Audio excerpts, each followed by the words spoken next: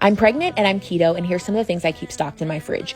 These Good Idea drinks are new. They have a lot of science behind them showing that they naturally help with metabolism and to reduce blood sugar spikes after meals. So if I'm going to have fruit or more carbs with a meal like veggies, then Good Idea is an amazing option. They also taste just like sparkling water. There's no caffeine, any sweeteners, and all of their ingredients are super clean. No artificial anything. We've got some lettuce, some chicken thighs, eggs, some low-carb keto-friendly muffins and cakes for when I need a little bit something sweet. We've got some cheese sticks, strawberries, blackberries, bell peppers, carrots and celery, sour cream and cream cheese, my cheese drawer, lunch meats because I just love them. I know I'm not supposed to, but whatevs.